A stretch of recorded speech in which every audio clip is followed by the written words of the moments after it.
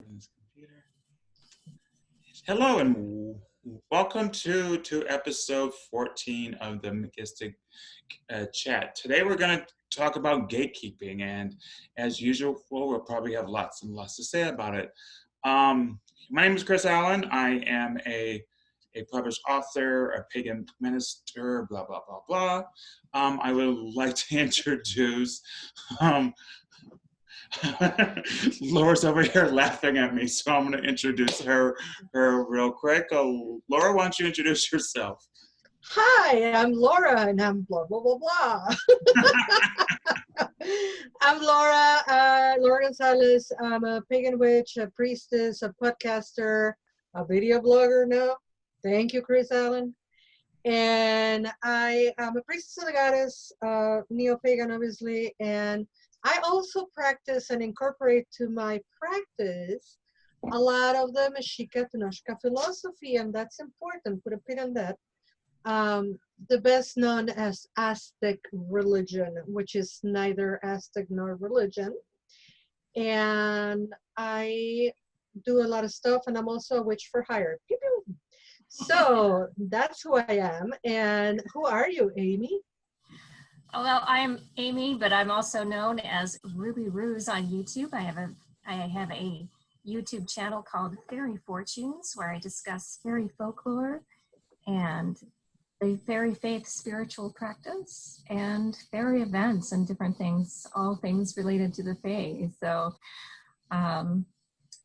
and I am a professional fortune teller, as is Laura. I don't know if you mentioned that, but I'm a professional fortune teller. I usually travel around to various fairy festivals and different things around the country. So, and I'm very pleased to be a part of Mystic Chat. Thank you so much. That's awesome. All right, and so today we are going to be talking about gatekeeping and what it is. So there's different types of gatekeeping.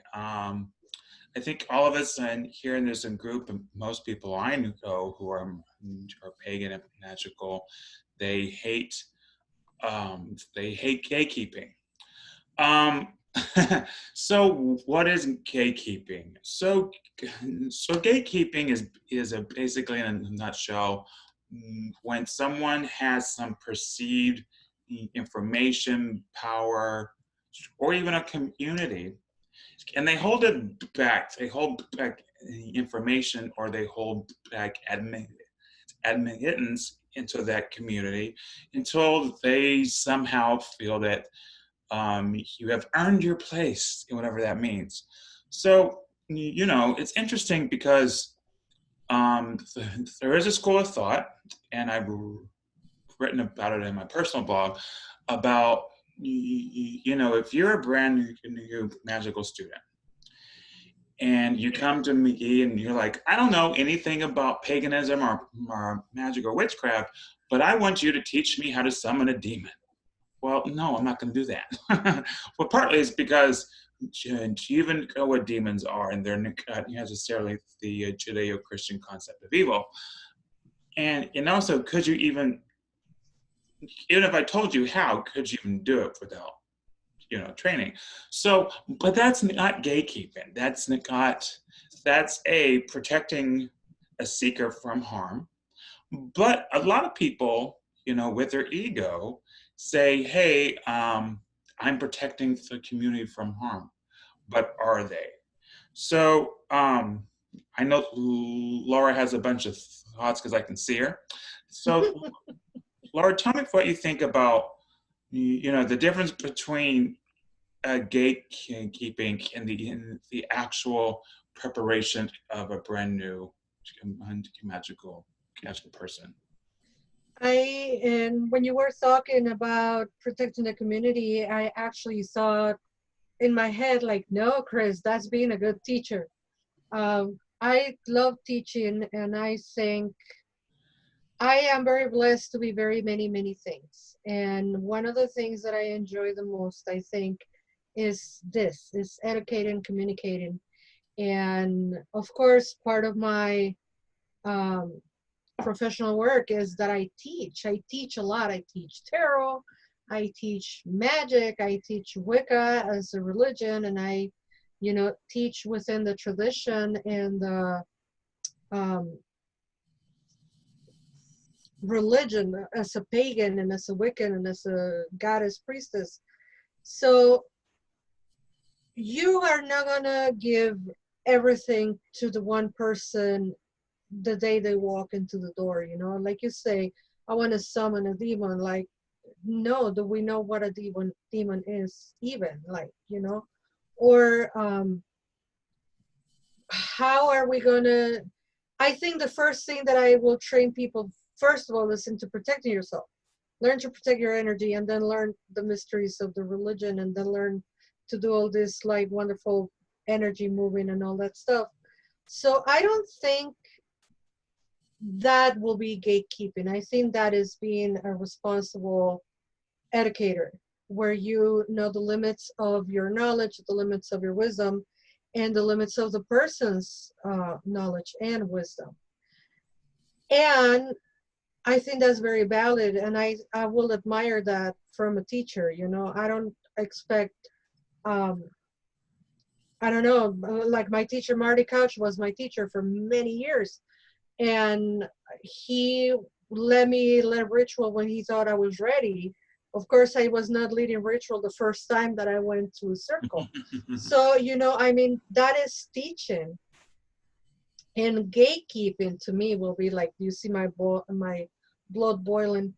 Gatekeeping is when those teachers or wise people or whatever, they use a lot of that earn and deserve and be worthy of learning X, Y, and Z.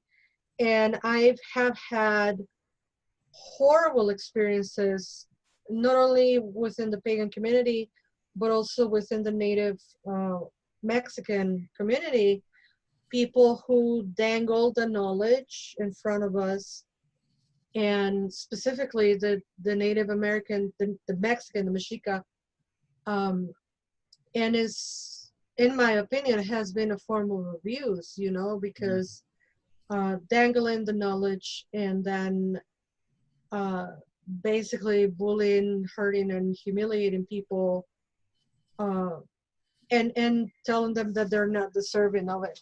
So it is really, you know, it's a huge difference. My experience with gatekeeping within the pagan community has been that abusive kind of idea that you're talking about, is that, oh, you know, I can't tell you that, you know, because that's sacred knowledge, and you're not ready for that. That's dangerous. And sure, there is a potential for anything to be dangerous, but when we're talking about dangerous, what exactly do we mean by that?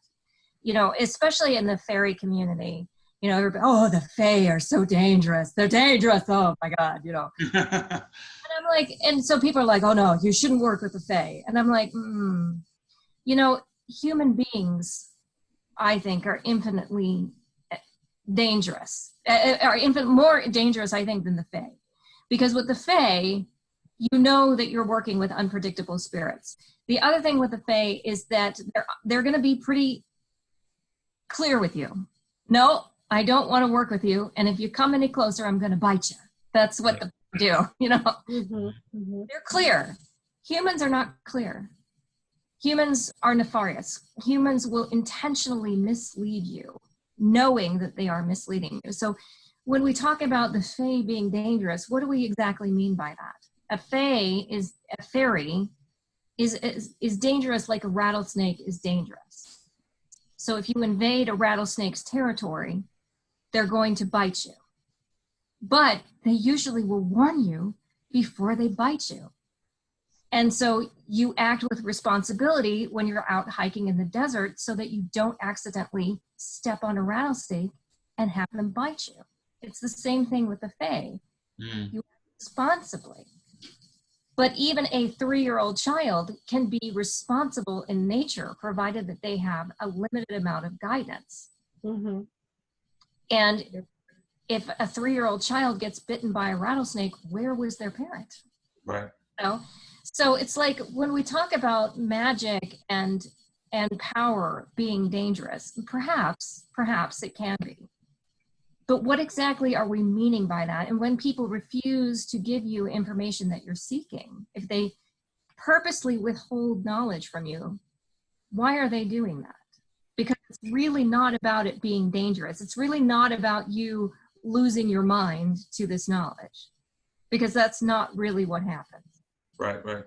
You know, one of the things that I always teach, like when I have a brand new student, and I usually do the first class is assessment class. I want to see where they are. You know, I ask them, what books have you read? What workshops have you attended? Um, and also, what are your goals? And so I'll have someone say, well, I really want to be able to be a master tarot reader, or I want to be able to be an advanced healer. I'm like, great, great, great. So what can you do now? Well, I really haven't done anything. I'm like, okay. So, and at that point, I would start to say, okay, I'm going to teach you the basics like grounding, shielding, everything that Laura was talking about. You know, and I tell them, here's your class for curriculum.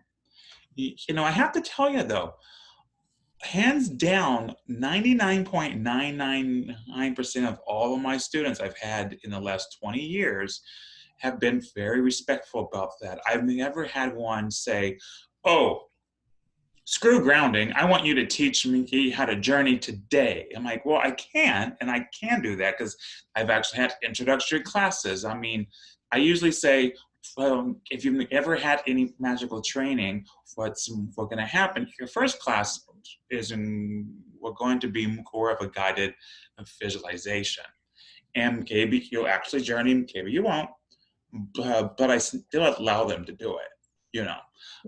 One of the things that it really bothers me is when,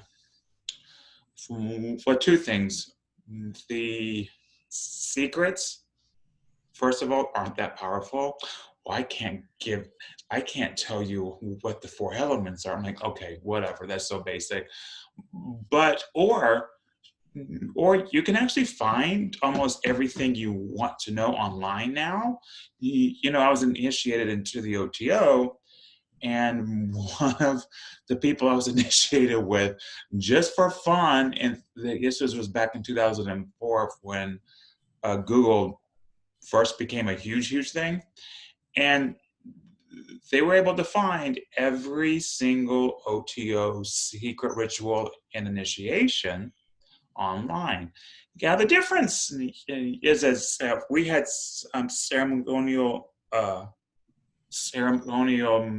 magic training, but when you see the actual ritual, it's typed up in shorthand. So unless you are part of that tradition or have a whole lot of experience, some of the shorthand doesn't make any sense.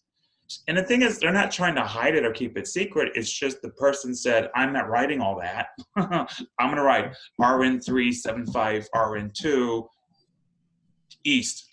And I'm like, I know what that means. But, you know, this whole idea of, oh, you can't teach that. Oh, I have a good thing about that too. I was doing a podcast, and one of the people told me in my book Upper World that I wasn't allowed. This was interesting. They were telling me I wasn't allowed to teach people how to invoke the gods. And I was just like, well, first of all, what is invoke? Invoke means from a Christian setting, it means to bring the energy into your space. From a pagan setting, it means to bring it inside your body, right? And what is invoke? Every time you speak to the gods or pray or talk to them, you're bringing some portion of their consciousness to you, right? But they were saying that it's too powerful and they can hurt themselves. And they were too polite to me, meaning they were trying to like scold me without sounding like they were scolding me. And I was just like, no, and I have flat out told them, I don't believe in gatekeeping. And I was never asked to do the show ever again. I Yeah, think, I I'm sorry, go ahead, Amy. oh, I was going to say, I agree. My question stands from before. It's like, well, what are you trying to protect people from? Right, exactly. Yeah.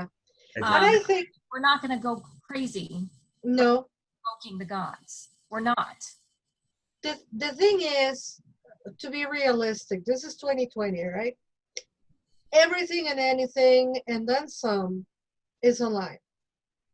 So I have, for example, currently 3 students. They're all Mexicans. They're all immigrants like me, and they're all want to learn Wicca. And these folks have had read all the blogs from all my friends with whom I've been making podcasts 10 years ago, right? Because they're the only bloggers in Spanish about Wicca and paganism. So when these people come to me, they're like, I already read everything. I already read, and these names probably will mean nothing to you because you don't speak Spanish, but I already read Harwati Leva, I already read Warlock, I already read Fire Valkyria, and these are all like these big names of Spanish people, bloggers, right? And what they say to me is, what we want is the hands-on practice, how you do it. Exactly, 100%. That is everything everybody wants, because let's move ourselves away from magic and let's think about sewing, right? I want to make a skirt. Mm. I want to make a skirt, and I have read the pattern, and it's very clear. You cut a panel this long and a panel this long and a panel this long, and you sew them together, and you have to pull the thread and do the scrunchy thing and put it together, and bada bing, bada boom, you iron it, boom, there's a skirt. Well, I've never done one. Never. So, of course, the first time I tried, it took me probably 10 hours because I'm not a seamstress. I've never done it. My mom used to sew a lot, and she used to make a lot of clothing because we were both big people. And in Mexico, they only sell clothes this big. And so my mom learned how to sew, and she used to make clothes for my Barbie dolls. Oh my So, God, I love her. oh my God, she used to make all these beautiful clothes for my Barbie dolls. Oh my God. So I might have seen my mom do it, Mm-hmm. right? Right. And I have read the pattern, and I probably did the YouTube tutorial, but I've never done it, right? So I was able to do it, and it took me a long, long, long, long time, right? I have various friends that's what they do. They do costumes, they do clothing, etc. If one of them would have been sitting here with me and told me, you're putting that thread the wrong way, or you're pulling too hard, or do a double stitch in here, I probably would have done it in less time. Mm-hmm. So that silly example, just to come back to, in magic, in Wicca, in paganism, whatever you want to, witchcraft, most of the seekers, most of the people that are trying to learn from people who are teaching, is the hands-on experience Mm-hmm. to skip a couple steps Mm-hmm. and move a little bit further, faster. That is all understandable.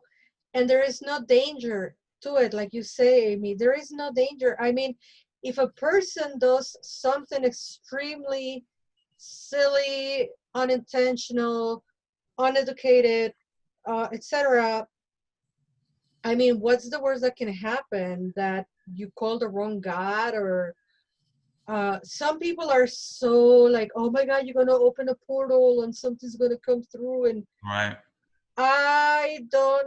please forgive me, I don't believe that crap. If somebody opens a portal, it needs a lot. I mean, these are things that don't happen by accident. I don't think that some seeker by accident is going to do something that is going to harm him. And That's the thing. Exactly. 100%. And that makes me so irritated because, I will say, My students who have been with me, say 5, 6 years, and we tell them certain things like, okay, if you work with the dead, here's how you do it. Here's what you do. If you work in the graveyard, that's fine, but make sure you give offerings and make sure that you somehow have a cleansing of some sort, because sometimes I'll follow you home. There's a big difference between telling people how to protect themselves and how to be respectful to the spirits, and if they don't follow those rules and something happens, well, to be honest, that's a good spiritual lesson for them to learn, I think. Yeah. If I have a seeker say, hey, teach me how to uh, conjure up the dead, the first thing I'm going to say is, sure, I can do that, but let me teach you how to do the offerings first. Let me teach you how to work with your ancestors first. I'm not saying no. I'm saying let me prepare you first. So that reminds me, and as you were talking, Laura, I was like, oh, I was just thinking about something. I wish Luke was here, but he'll be here and the next show in 2 weeks. But anyway, there's this whole thing about right hand path and left hand path, and in heathenism you can't conjure, not even conjure. You can't honor Loki because he's the trickster and he might screw things up. And even in some paganism and witchcraft, it's like they like the dark goddesses. And I think you guys can both speak to this. They like the dark gods and goddesses, but they only like their good side. Have you guys noticed that? Is like, oh yeah, sure, call Persephone in Hades, but only on their good side, And as you know, if you act like an ass to the gods aren't going to put up with that nonsense. They're just not.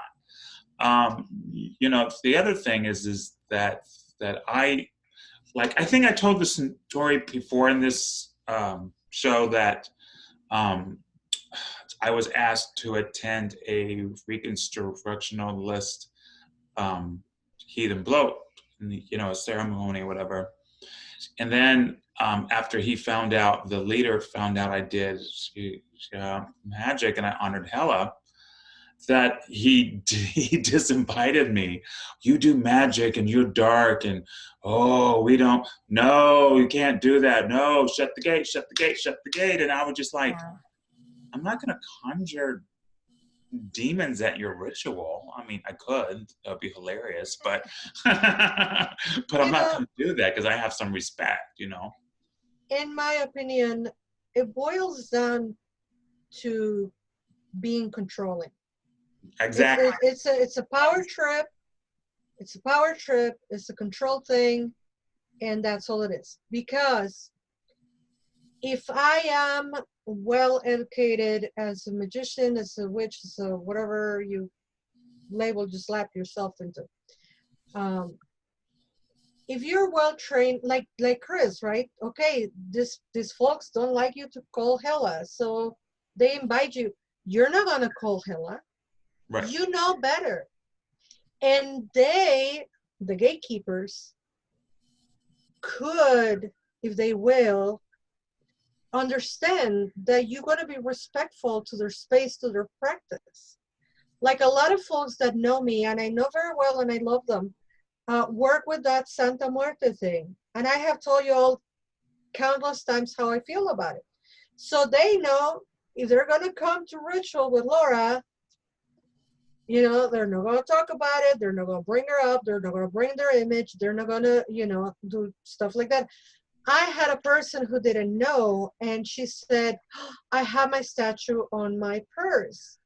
Should I bring it to the car? And I said, look, if you keep it in the purse, I have no problem with it. And this person, it was a seeker. They were a seeker, and they told me, I'd rather go and put it in my car and then come back and do the ritual. And I'm like, hey, I appreciate that, Because they're being respectful to you and your space. Exactly. And and here's the thing, like sometimes I hear some people's beliefs. I'm like, I don't agree with that at all, but it's still their beliefs. Exactly. Yeah. Exactly.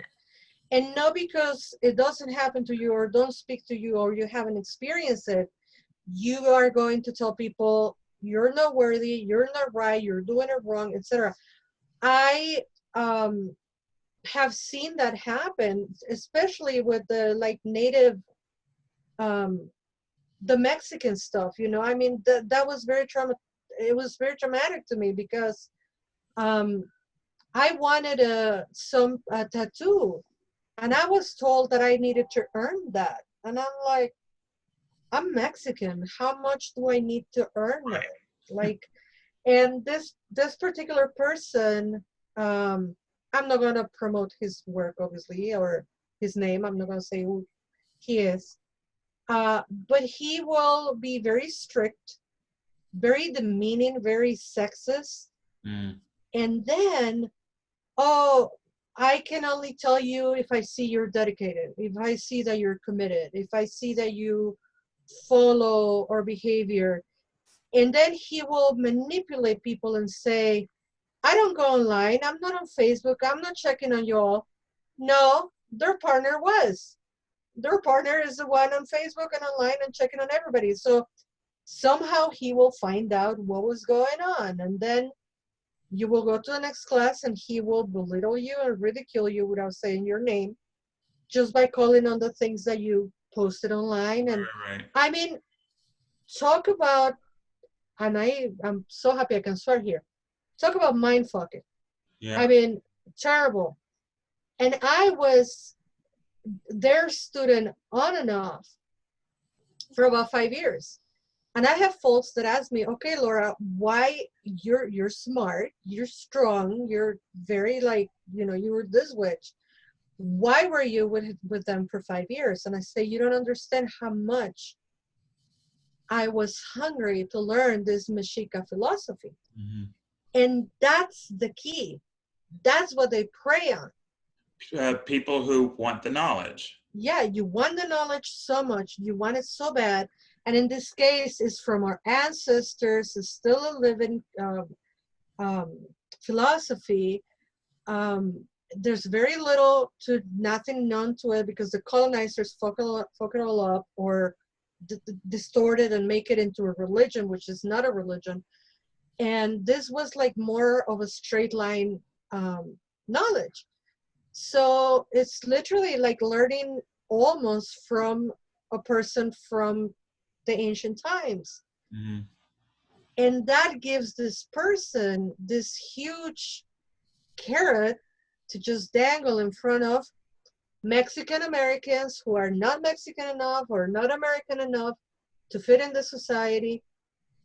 Immigrant people like me with no family, with no ancestors, with no living relatives here in the States, and especially young folks that have not a whole lot of experience. Mm.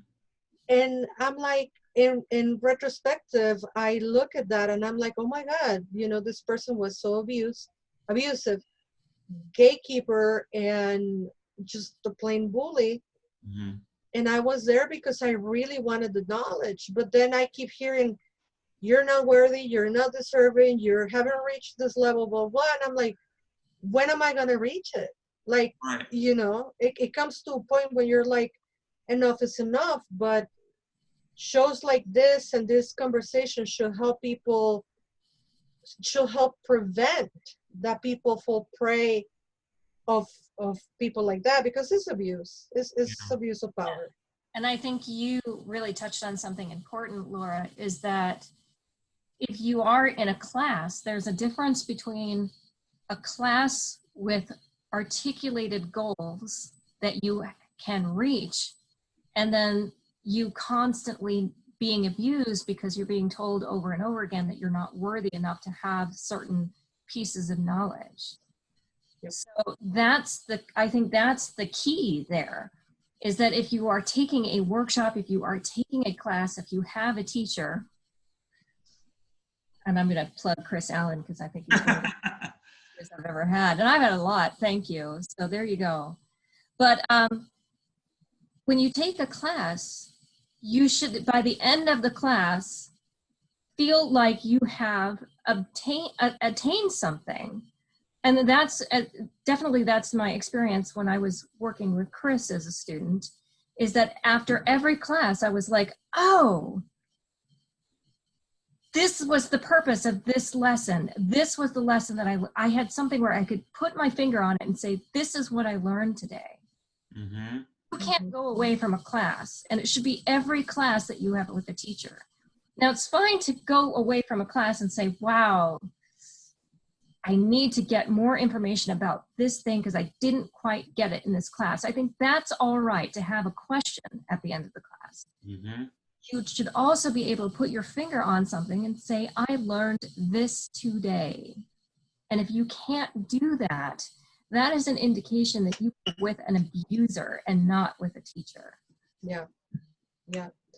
It has a lot to, after this person, and this was a few years ago, at the same time, I've been studying with my colleague Christian Ortiz in Mexico, and talk about day and night, because Christian is the kind of person that, I mean, to this day, he still don't want to be called teacher.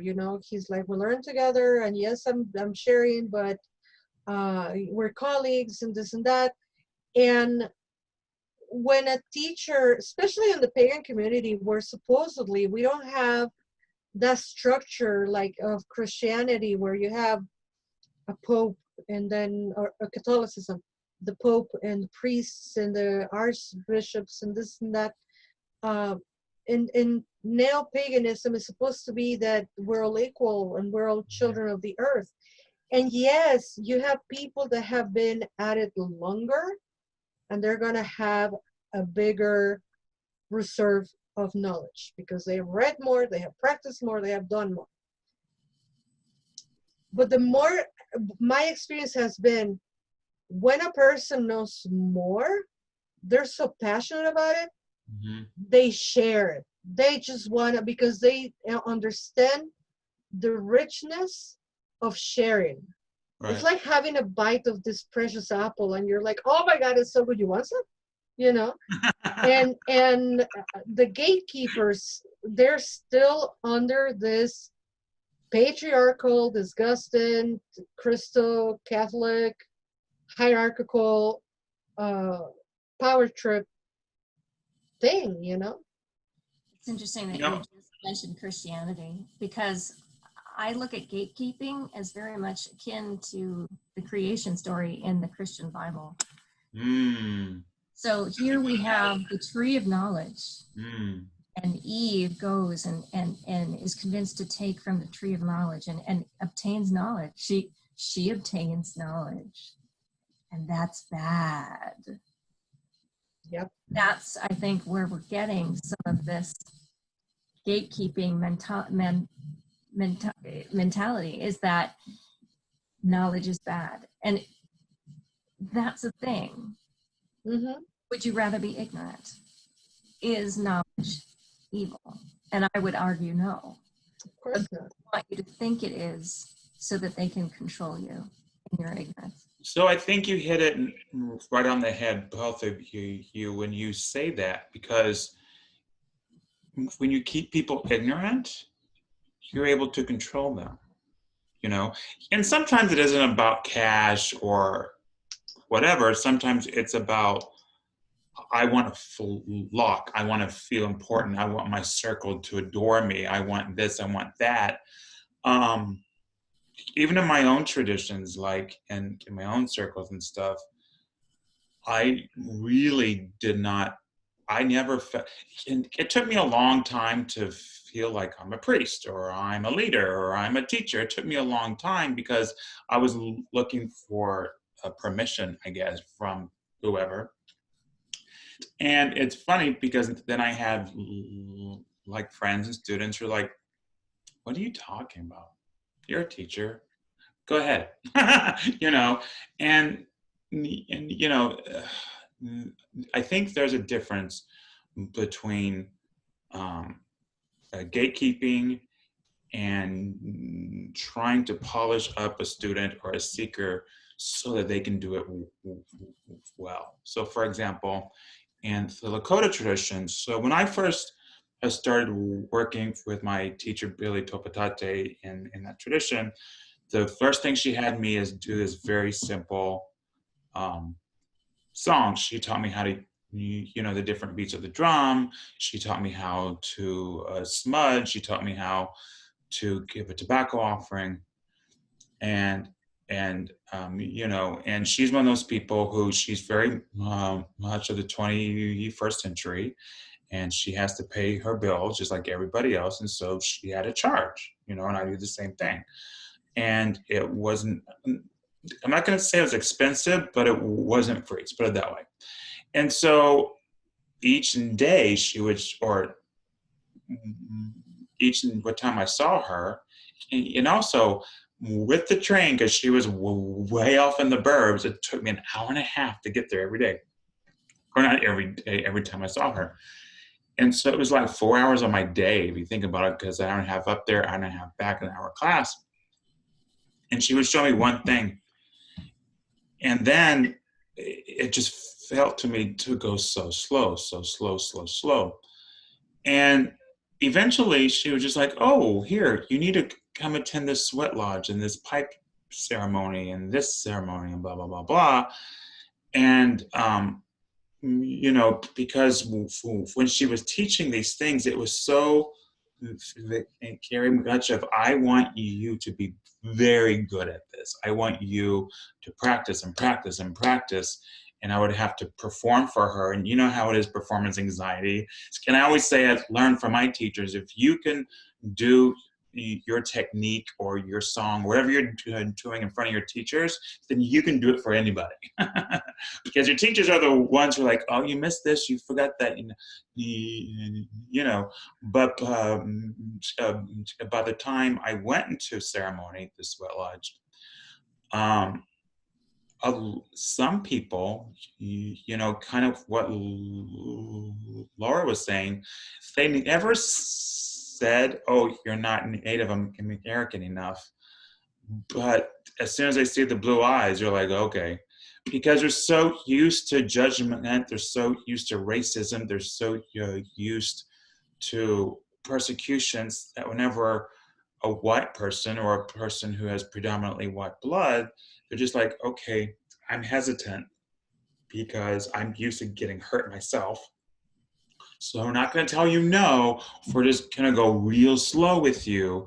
Partly it's because you weren't raised in that tradition, which I was not raised in that tradition. And so I had to learn everything fresh. And they were teaching a different kind of respect. I have never seen a tradition treat their elders so well. When the elders come, we call them the grandmas and the grandpas, when they come into the sweat or the ceremony, they sit them first. When it's time for the feast or the potluck at the end, they have them eat first. And the thing I love about it is, how sometimes the elderly, it takes them a while to get from point A to point B. It's just how it is.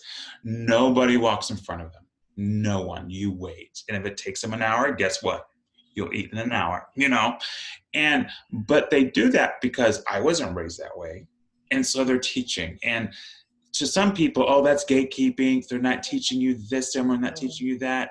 Well, first of all, they're trying to get to know you first. The second thing is that they'll tell you and show you, but as you guys know in magic, there's a lot more than raising a chalice. There's a lot more in it. And they'll teach you, but for you to come into their tradition, and not a Celtic tradition or Reconstructionist Greek, we're talking about an indigenous culture that's been persecuted, that was told for 100 years or so, it's illegal to practice your own religion or else you go to jail, and they're sent to reservations. So to me, some people may say that's a form of gatekeeping. I disagree. It's because they're trying to teach someone from the bare bones a new tradition and a new philosophy. And I'm hard-headed as it is, so I probably need all that time to get there. You know. So, Hmm. what are your guys' thoughts about things like that? It's amazing to me. Pardon it, I mean, Amy, I just jump all the time. It's amazing to me because we're talking about two different schools of both Native American styles, both Native American knowledge, and the experience that you have. I wish I had that experience when they would have told me like it's gonna take time and you gotta move slow and you have to follow rules, but you're gonna get there eventually, Eventually, yep. and not the yeah, are you worthy? Have you done it? And they're ridiculous. I mean, of course, I have a big thorn on my side with this because the ridiculousness of it all is if you buy X amount of books from this Mexican author, um, if you're all interested, let me know and send me an email. Um, you got all the knowledge exactly of what this person is teaching, Mm-hmm. everything. So it's like, it was not about the knowledge. It was not about what is in the books. It was not about what is research. It was about the experience. Mm-hmm. And what I've been robbed of is the experience. That experience was taken away from me. Mm-hmm. And I pay as much, or I would have paid double, because I wanted to learn. And how many people will be out there like me that they just want to learn? And because somebody has this huge ego or this power trip, they hurt him. On the other side, I know so many pagans and Wiccan, and I know a lot of people don't like the word Wiccan and they don't want to be associated with Wiccan. I'm proud to be a Wiccan. I'm sorry. I love being a Wiccan. I don't see what's wrong with that. Um, that they left their Wiccan studies because somebody was an ass to them, Yeah. and told them, oh, if it's not Celtic, it's not Wicca, or if it's not used with this and that God, it's not right, or if you don't, um, it should be 3 steps to the right, and if you take one less step, then you're not worthy of it. Or even people with like the gender thing, like, oh, it has to be God and Goddess. No, it doesn't. We are trying to change the language for crying out loud. We're talking about gender, non-gender, or genderqueer, or various. I mean, we're changing the way we do ritual to incorporate. But because of these people that are gatekeepers, so many people have left, and they will not want to look back, and they don't want to come back. And that is atrocious because we really need our spirituality be experienced. We are living through times that are very, very challenging. And I always tell people, as long as you have a faith that you practice, I don't care. It's none of my business if you're a Buddhist, a Christian, a pagan, a witch, a fae, whatever. But it's like the breathe, the air that you need to breathe. We really need it. And it's abusive when people walk away because of this, Mm-hmm. Well, I think too, there's a difference between saying you're pagan or you're a magical practitioner, or even if you're Wiccan, because Wicca is actually a very modern religion. People Yes. say that it's ancient. It's not. I'm sorry. No. It started in the 1930s and it's not any older than that. I'm sorry, it's not. Yes. So, but I mean, that doesn't make it invalid. It's just new. So if you, with Catholicism, though, there is a process to being Catholic. You go through steps, and then there's a confirmation process. If you want to be a Buddhist, there are some teachings that you have to go through in order to claim the title of Buddhist. If you want to be Santeria, or if you want to be of the voodoo tradition. There are very particular steps that you have to go through to be in those. And then, as Chris was describing with the Lakota traditions that he's been learning, there are very particular steps that have to be met with those indigenous ancient traditions. That is not the case with Wicca. Now, if you want to be part of a particular Gardnerian or Alexandrian circle, there is particulars that you have to go through, but you can embrace Wicca and follow those practices without being especially inducted into the tradition of Wicca. If you want to classify yourself as a pagan, there's no you can create your own ritual with that. Mm-hmm. There isn't, and you shouldn't allow someone to say, oh, you have to jump through all of these hoops to have this knowledge. Because the reality is that if you want to worship a particular god or goddess, you just go ask them yourself. Just go. Well, see, that's the thing. When you have, there's this whole thing about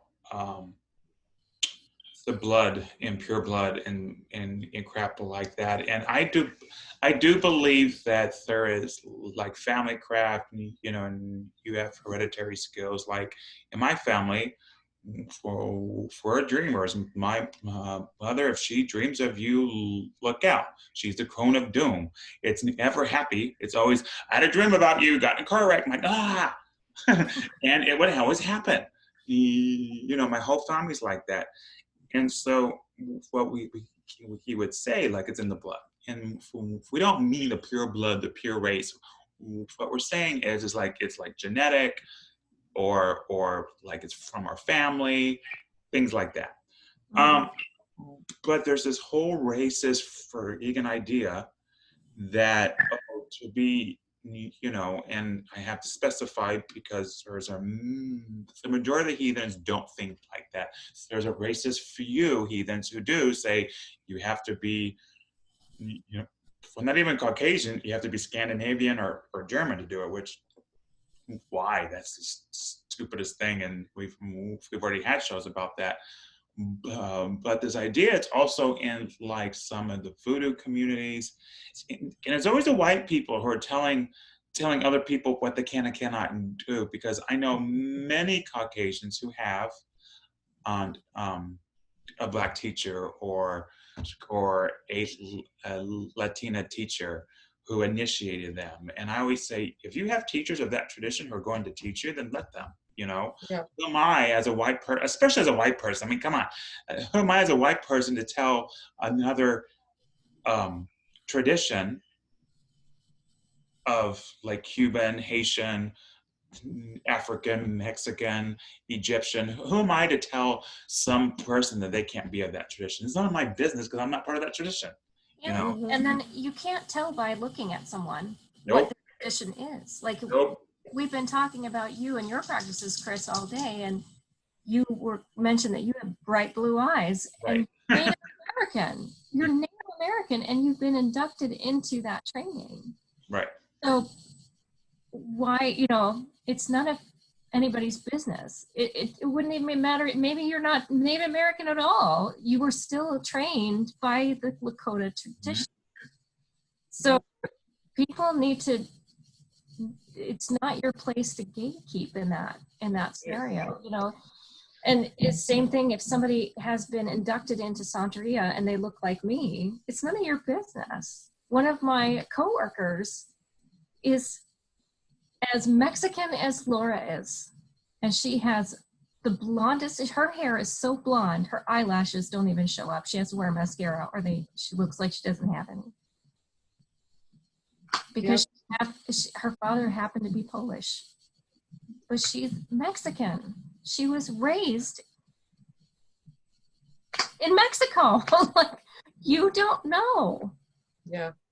So you tell somebody's heritage or background just looking at them. Yeah. And you simply can't guess their training or experiences, as Laura's been talking about. Well, see, that's another thing too.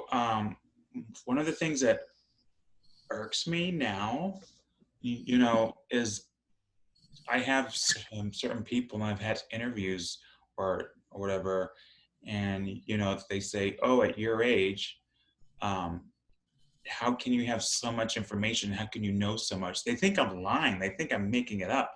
And I'm like, well, first of all, read my books and you'd see, you know, to be honest. And if you read Yeah. the biography, I've been doing this since 1992. So when I was 17 years old, and they have this conception, and I used to have this conception of, you know, when I became ordained, I was 20, I don't know, 26, 27, and which I think is young, you know, and but for me, my whole life, I've always been a dancer, an actor, so I've always been very body conscious, you know, meaning, and I'm also very aggressive. I have lots of areas in my chart, so for me, if I don't exercise in some way, I become very cranky.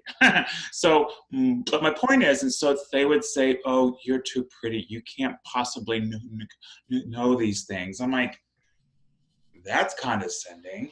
Mm. You know, or when they say, "Oh, how do you know about all these traditions? It's impossible to know about Wicca and traditional craft and Lakota and OTO." I'm like, well, I don't have a life, and so this is what I do. I do magic and spirituality. That is what I do for fun. And I haven't read, I swear to God, I have not read a nonfiction book.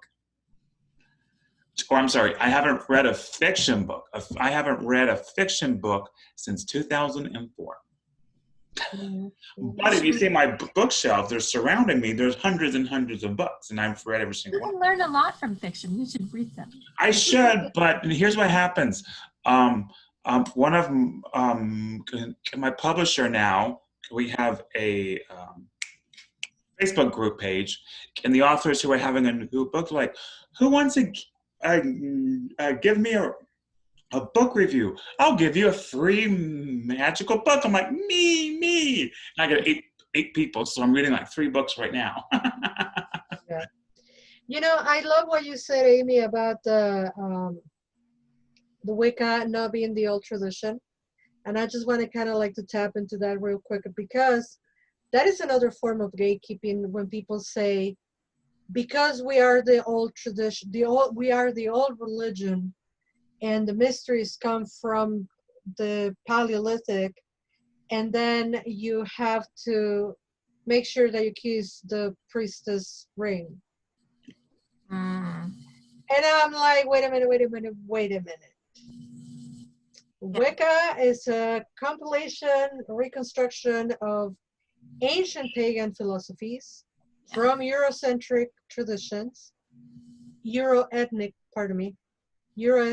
traditions that were compilated and put with a nice bow and called Wicca. Yeah.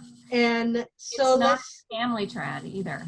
Like, oh, well, this was based on fam trad. You know, there's somebody brought, no. No, it was the Celts that were not only in Ireland, it was the Germans, it was the Romans and the Moors, and I mean, they compilated from a lot of cultures.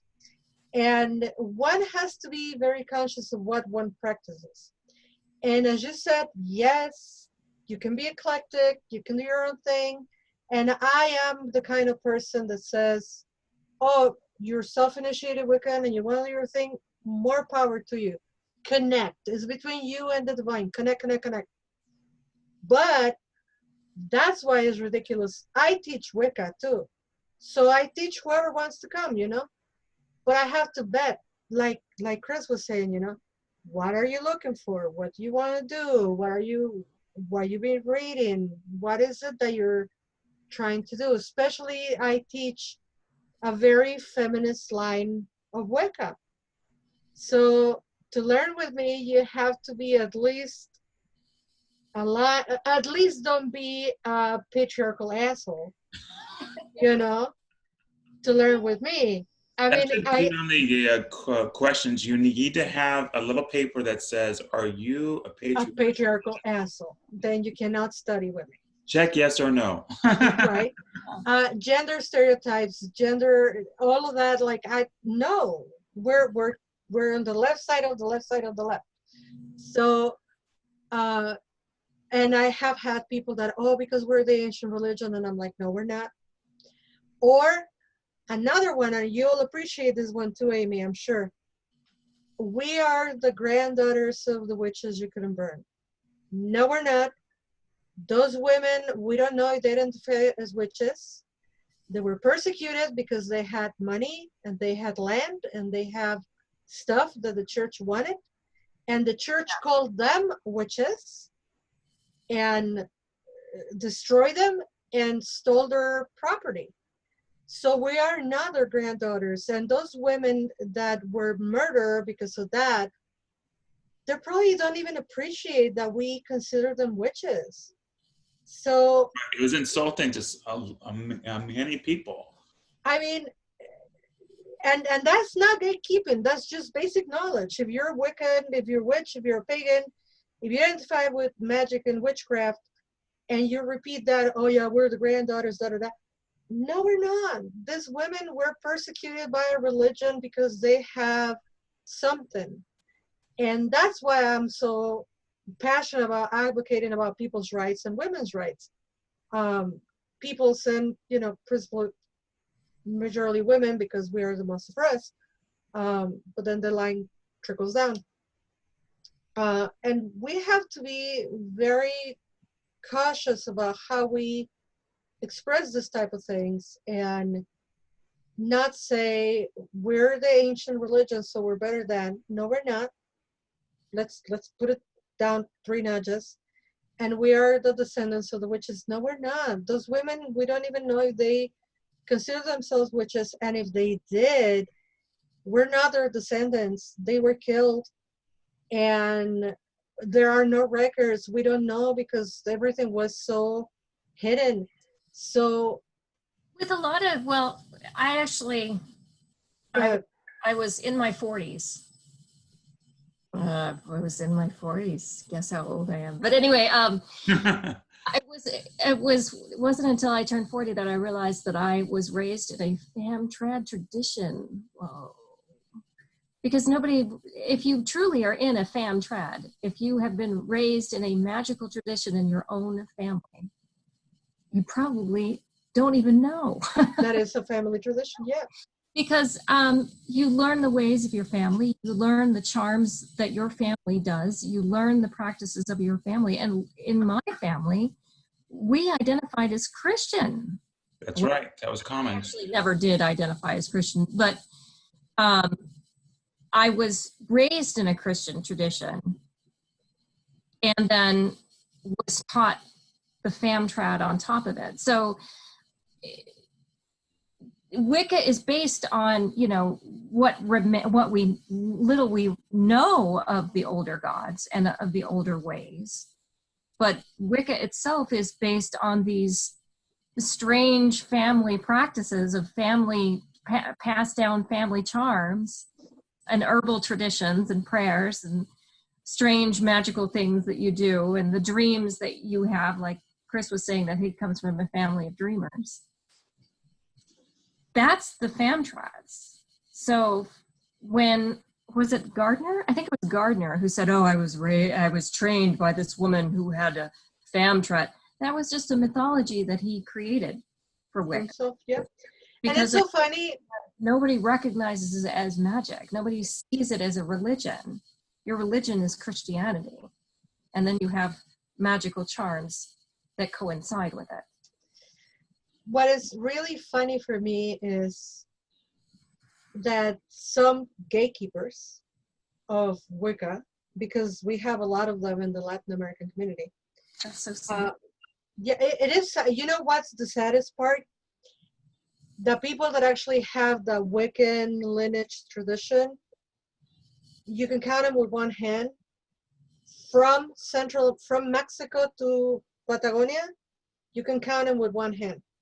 The ones that actually have the lineage tradition that you can trace to either Gardner or the Alexandrian. But there are people who have read a lot and they're very knowledgeable, and more power to them. And they're the ones sitting there saying, you're Wiccan, you're not Wiccan, you're Mm, trying, mm, you should, I was told, you shouldn't be saying that you're Wiccan, you should tell people that you're an Aztec Wiccan. And I'm like, who the are you to tell me what I am? exactly. You know? And oh, but let's keep the tradition, let's keep the tradition. You know what? Practice your spirituality, growth your spirit, find some growth, find the mysteries, find that the sun, the moon, the sky, the stars, let them talk to you, call it whatever you want, but that's where the mysteries are. Hmm. They're not on a Celtic book that was written by whatever, And you it's know. all about experiences too. Yeah. Like I've had, I had a brief encounter with the Morgan, and I went to a pagan class on, I believe it was actually chaos magic. And there was another woman there who ironically had bright red hair, just like I do. And someone brought up the Morgan, and we both at the same time said, it's Morgana. So we said it exactly at the same time. And we both looked at each other and we both were talking about her. And the Morgan does not have black hair, as everyone thinks she does, because her totem is a crow. She actually is a red-headed woman. And we knew this because of our own experiences, and we were validating each other. And same thing when I was dealing with Odin, and I was very confused because Odin came to me as a young man. He didn't Mm, come as the wandering old traveler. But then I had a conversation with another person, and the other person starts picking up the conversation that I had had with Odin in my dreams. And here's the second person now having the same conversation with me.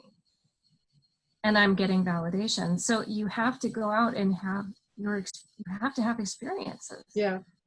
The And you'll one get validation that way by sharing your experiences with others. one thing that I would like to leave as a personal one last thought is because of my experiences, because I have had that door slam in my face uh, for being too Mexican for Irish religion, or being not Irish enough, or not native enough, or not worthy enough, or whatever. That's why I do my own thing. Literally, literally, I swear to you, true story. I've said it a million times. I started doing podcasts because the first Mexican Wiccan that I met, I was so excited and I asked her, so which pantheon do you use? The Aztec, the Mayan, the Toltec? And she looked at me and she said to me, I don't know who you're learning with over there in the United States, but you know, if it's not Celtic, it's not Wicca. And she broke my heart. And I'm like, what? I've been doing this wrong all this time. And Marty sat with me and he says, yeah, the basis of what we know as Wicca come from a compilation of Celtic and Roman and Greek and German and blah, blah. But you've been practicing with your deities and everything that you work for, you have obtained. So you cannot limit yourself to what this person says. Because of her, thank you, thank you. I got into podcasts and I got into writing and I got into publishing and et cetera, et cetera. So thank you to this one gatekeeper. The second thing that I want to say is when people ask me, Laura, I happen to be a pagan witch who is a Dianic priestess and studied at Alexandrian and is about to be a minister for a circle, blah, blah. That's my path. That's all the things that I do. But people ask me, so a witch can really study and become a witch or is born a witch? And my answer will always be yes. Right. Agreed. Agreed. 100%. You 100%. know, Amy, any final thoughts before we go? I guess just what I said earlier is that if you're question, if you're in a class and you can't say to yourself, this is what I learned today, then you may in fact be with an abuser, not with an actual teacher. And then having spirituality, the pagan traditions, these are experience-based. Well, any faith is based in experience. Even Christianity is about experience. Mm-hmm. So you should be having your own experiences and sharing those experiences with others. And if you find that you're being shut down, true experiences that are yours, and getting shut down with them, then you're with an abuser. You're not with someone who's spiritual. Mm. So I would like to leave uh, with the final thought that it is about experience, and there's actually, I know for some people, if you get turned away or you find an abuser, or sometimes a teacher you just don't jive with, it feels literally at that point like the end of the road. It's not. There are tons of Facebook groups. There are tons of online. There's this show on YouTube and podcasts. There's all types of things. There's all types of people to learn from. And your path is your own. And I truly believe that when you have an open heart and ask the spirits or the gods or the fae or whoever, you ask what you think is spiritual to show you and mean it. And mean it. You know, a lot of times I hear this all the time: I don't have time. Well, we can make time. We can. It's hard, but we can do it. Even if it's only 5 minutes a day, we can make the time.